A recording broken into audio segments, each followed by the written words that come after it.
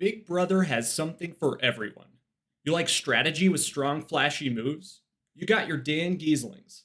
You like a femme fatale with a knack for competition wins? Oh, yeah, Big Brother has that.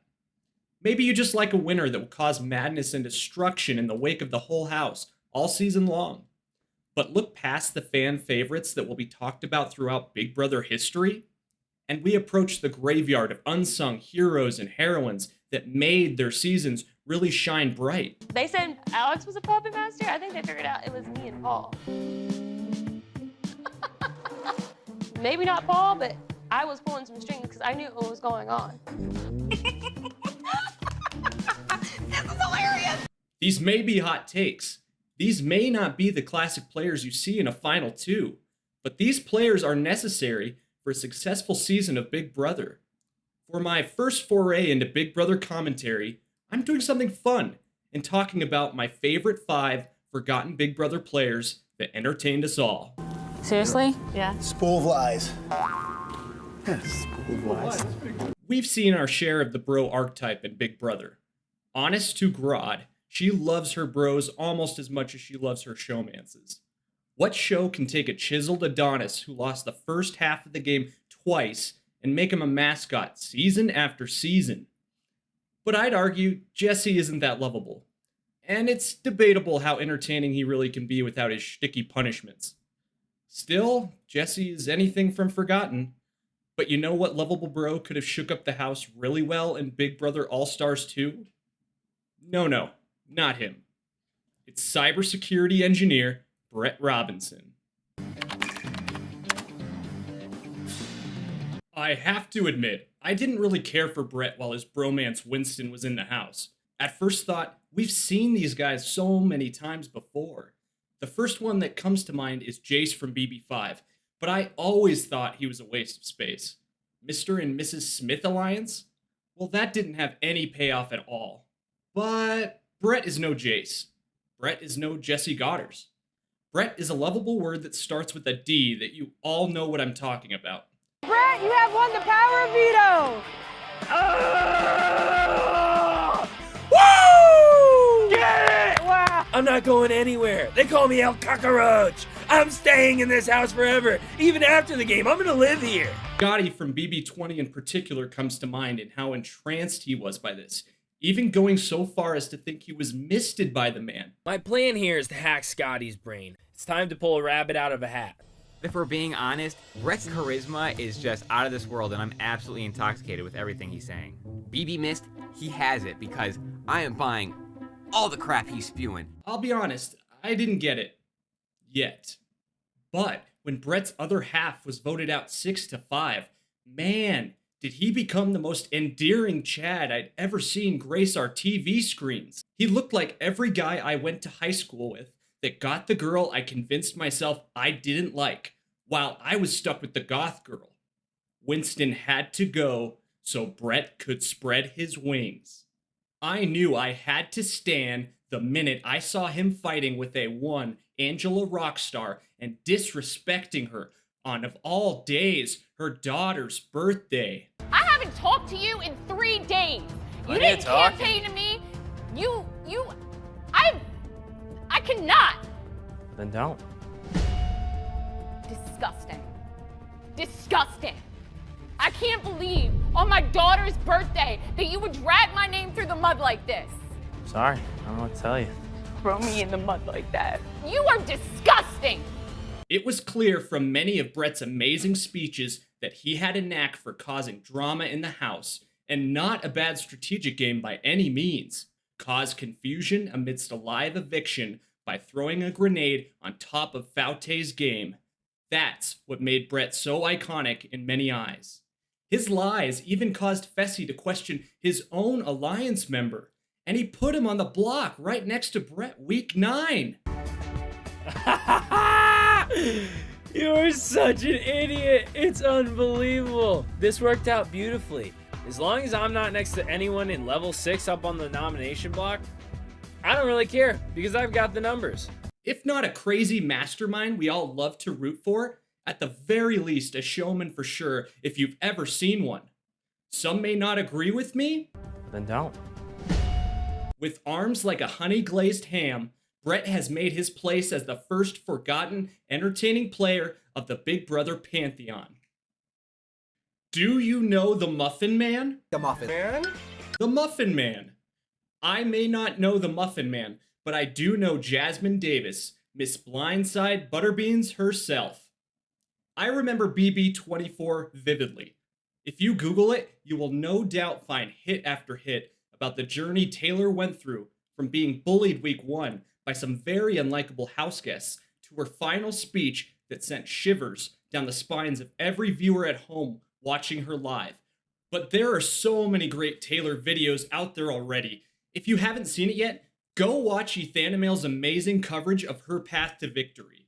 So how about I provide you some new content covering a private eye we are all too familiar with? Jasmine. Jasmine busted on our screens week to week during BB24 with an accent that seemed inconsistent at times and an HOH reign that the public wasn't too sure should have been upheld due to her foot possibly hitting the ground during competition. I'm actually surprised there wasn't more controversy around this. I mean, how can the wind from her leg falling have moved the confetti underneath her like that? All right, congratulations, Jasmine. You are now advancing to the head of household competition. Actually, hang on. But Jasmine gets what Jasmine wants. Your birthday is actually a birth week? You got it, girl. Let's stop and hear 2 things Turner really loves about Jasmine. Honestly, I don't even know if I can come up with a half of a thing. I love that we were festy besties. And I love how unique you are. Jasmine, here are 2 things I love about you. You are entertaining and you are underrated. The only gripe I have with you is you weren't able to solve the mystery of who ate the half. Who ate the half?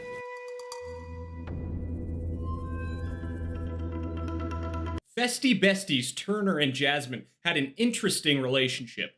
Jasmine would get on Turner's nerves and he would mess with Jasmine in response. So what better way after her infamous birthday week to have fun with her than to eat her personal muffins? A mystery was afoot. Someone had insulted her by eating her prized pastries. It wasn't a mystery for the Hardy Boys, but a J.D. Davis private eye. It's time for the BB investigator to come out. The whole Muffingate saga was bliss. This really was the golden times of the season before Kyle went ahead and blew up the leftovers. Unfortunately, that's also when Direfest occurred and the house was split, leaving Jasmine on the wrong side of something similar to a survivor swap screw. Her detective days were over. Nicole was a cop for 10 years, and not just any cop, a whole detective. We were robbed of seeing more of Jasmine continuing her scooter scenes, robbed of her Thursday night Julie similes. Hey, Julie, you look prettier than a full rack of ribs. Hey, Julie, you look prettier than a chicken wing in an air fryer. What? Hey, Julie, you look better than a fresh baked apple pie. Thank you. And most importantly, robbed of her solving her first and last case. I'm a fan of the hard-boiled detective novel as much as the next guy, so good God, Big Brother, bring her back so we can see the sequel. For this next entry, I debated putting up Raven from Big Brother 19.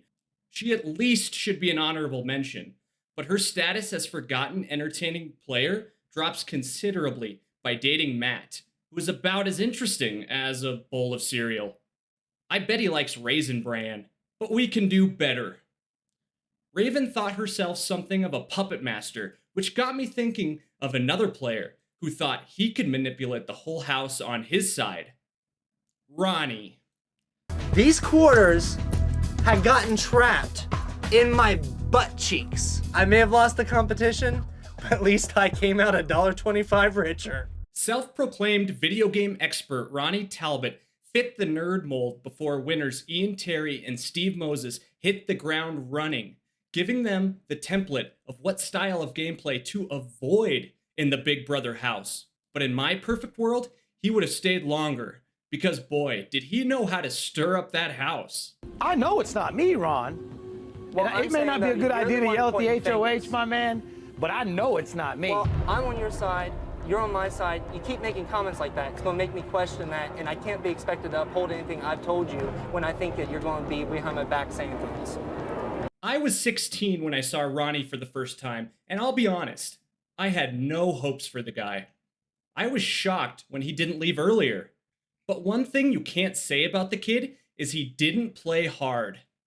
Ronnie's biggest problem was he played Big Brother like a video game, throwing caution to the wind and just expecting to be able to load up the old save file if he died and try again. But there's no do-overs in Big Brother. Well, unless your name is Victor. Yeah! Yeah! Oh, that's mine now. Ronnie planned on lying and manipulating from the beginning, citing his prowess in speech and debate as an advantage that will get him far in the game. He often tried to play the middle of the house in a power dynamic of clear sides with heavy players, and if we've learned anything from watching New Age Big Brother, if you're gonna toe the line, you better not put yourself in a power position. Come week 2, and our hero wins HOH, meaning he was going to have to put his cards on the table. The current meta would dictate this as a dumb idea, and it would be better to throw competitions so you don't get cornered in a tight spot. But that's boring. Our man Ronnie Talbott was anything but that. Check the CDs. Legally Blonde the musical. Oh, is this the giant bubble one? A giant bubble one!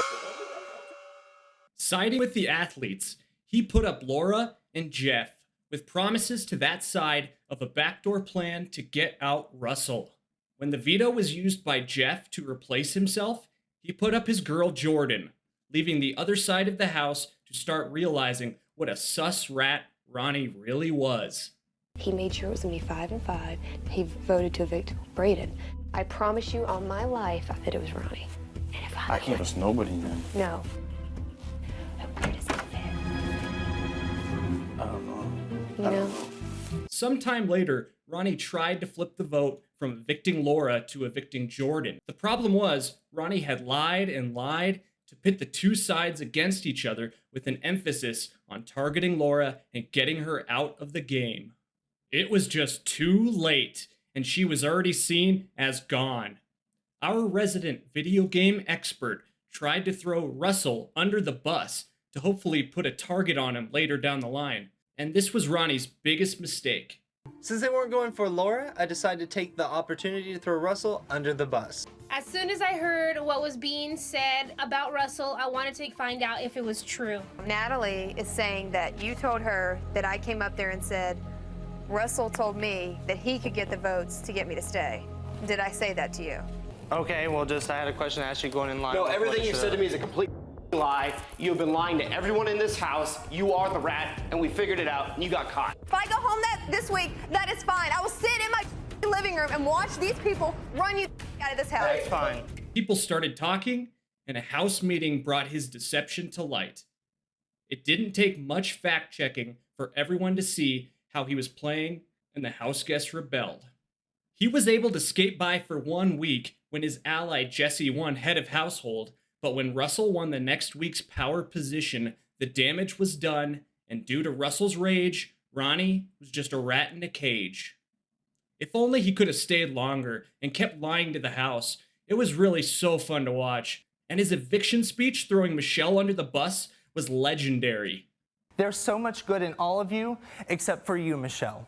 You honestly, through your actions this game, I have come to believe you are quite possibly, and I wanted to say some very truthful things, but I'm going to be nice and just simply say you are the worst human being I've ever had the misfortune of meeting, and I absolutely feel sorry for you. Watching Ronnie's gameplay was like watching him drive off a cliff while laughing hysterically as he hit the rocks below. I truly miss game players like this that give the game their all, despite their flaws and many strategic errors. I'm not a huge fan of Big Brother 11 as a whole, and probably would rank it in my lower half of the seasons, but Ronnie gave us a very fun 4 weeks to talk about. Thank you, Ronnie. You will be remembered. Fight hard, let the best person win. I never had any ill will against you. And be quiet. Scene. Oh no. Did I accidentally just put my picture on the screen? That picture? I hate that picture. It was taken like last year. I've never taken a worse picture. It's horrible. Are you crying? Yeah, it's so bad. Why are you crying? Because it's so bad. Next on the list is everybody's favorite girl from season 8 to hate, Jen Johnson. Jen was a major character that season. She was openly against the Donatos from the get-go, and man, was this girl resilient. She took insult after insult from Evil Dick, a pint of iced tea to the head, and even cigarette burns to her body. Albeit from maybe not making the smartest decisions about how to steal a cigarette from someone's hand, but that's neither here nor there. I don't smoke cigarettes, but if I did and ever wanted to quit, Jen could be my sponsor. It took me many years to really appreciate the enigma that is Jensen member Jen Johnson. I remember when I was 13 watching season 8 with my brother and mother, and we all were blatantly rooting against her and her tacky t-shirts. I couldn't stand this girl, and much like America, I wanted her gone sooner rather than later. After growing up watching season after season and finding some seasons to not have the most entertaining cast members, I learned to really appreciate what we had that year in Jen, and what that was a narcissistic, larger-than-life character to root against. The robot that is Jen likes to talk about herself quite a bit. It's all about the eye. It's all about Jen. Like, I'm fine not wearing makeup, but then, like, if everyone else wears makeup, it's like I have to, so as I look like the ugly girl. But if everyone doesn't wear makeup, I'm totally cool with that, too. I mean, she is the most oblivious thing walking around in this house. I swear to God. Remember when she won head of household by guessing seemingly a horribly, horribly incorrect answer, only for the tiebreaker to be a trick question? Huh. That actually reminds me of a certain competition that took place this year. In minutes, how long was Jared a zombie from the moment he re-entered the house to the moment Cameron won Do or Die? The correct answer is 10,104 minutes, which means congratulations, Bowie Jane! Jen truly was one of a kind. In a game where archetypes and typecasted players are the norm, tell me one person who reminds you of her. I am so angry at Dick and Danielle, but I always get the last laugh because I'm always having a good time, even when I'm crying. She was fierce, she was unafraid, and she was unabashedly herself. And she was never scared to try to force the house guests to go her way. If you do that, it will take one of your closest people out. You know what I mean? So then I might put Dustin. Amber, all you have to do is just play the competition. Wow, what a genius move, Jen. Her rivalry with Dick was hard to watch at times. It's funny seeing how up in arms the Twitterverse gets over season 24 when 8 had some truly despicable moments. But I guess MySpace wasn't exactly the forum at the time for that kind of talk. I have no doubt in my mind that if Evil Dick was around in this day and age, he would have been canceled 10 times over. But it's hard to deny that such a controversial yet entertaining season didn't have what it takes to make a great Big Brother season. And a huge reason for that is our girl Jen. Well, audience, I've saved my favorite house guest for last. This player is the one I want to return more than Dan, Will, Vanessa, anyone. To be an entertaining Big Brother player, it has nothing to do with strategy. I could care less about innovative gameplay or flashy moves. What I want to see is a character that makes us talk about them. But I've been reading my Big Brother Bible, and I've been going to Big Brother Church on Sundays, and I've been saying my veto prayers before I go to bed, hoping that one day I will see this player, Grace, the BB house in Studio City, one more time. A member of the Double D Alliance himself, Devin Shepard. Former professional baseball player Devin Shepard joined the house in June of 2014. Oh, and did you know he has a daughter? but never underestimate a father's love for his daughter. I have a 2-year-old daughter. A lot of you guys have heard me say that the most important thing to me is my daughter. He was far from my pick to win from the beginning, but his paranoia of floaters and Donnie's true identity really set me up to think we may have a gold mine on our hands. And I was not wrong. And he's holding court like a jester.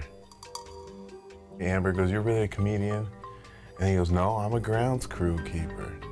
I don't believe his story.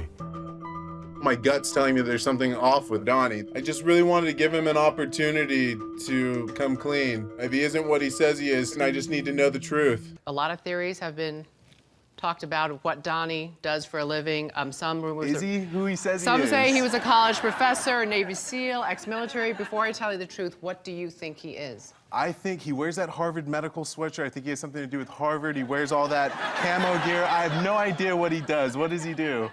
He is a groundskeeper. He was as emotional as Vanessa without the brilliant game theory analysis. At first, playing fairly pragmatically, to the next day, wanting to play an honest and loyal game that directly contradicted what he had done so far. That's stupid. Who's a bigger threat to us right now? To the Alliance. I don't care to individual people, to the Alliance, not to people outside the Alliance. The only people that matter are the Alliance. Hey, look, this is the thing. There's no more Alliance. Look, there's no more Alliance. Okay. There's no more Alliance. We're done. Okay, cool. A founding member of the bomb squad, he made emotional moves left and right.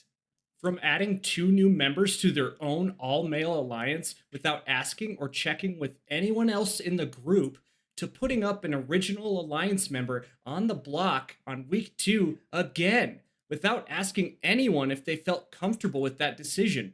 But Devin didn't care. Who needs allies? Devin sure didn't. I'm not in the squad no more, bro. This is a solo game for me from here on out. The only thing I can do is win competitions, and anybody can go up on the block now. He put up Paola and Brittany week 2 with intentions to get Britt out of there. I mean, she did leave her lotion on the table. What was she thinking? And why is there hand lotion in the kitchen? What's wrong? Huh? What's wrong?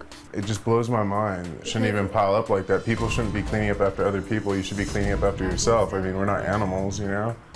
Just a few days later, he bonded with Brittany and their shared relationship with being a parent. Choosing to throw away strategic gameplay for a game his daughter would appreciate, he told Britt he would use the veto on her, and he actually did.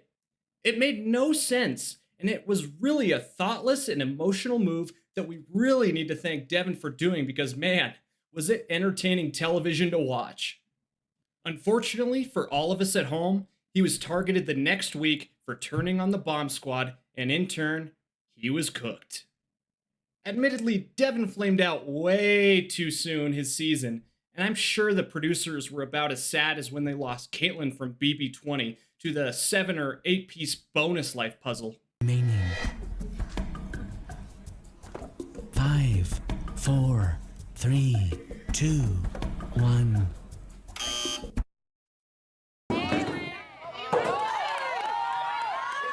I'm sorry. I'd like to thank you for watching to the end of this video, and I hope you thought it to be entertaining. I've been a fan of Big Brother most of my life, and this is my first video testing the waters of commentary. Don't forget to hit the like button, and maybe hit the subscribe button on my channel if you want more videos like this. Until next time, BB fans. Oh, is this the giant bubble one? A giant bubble one!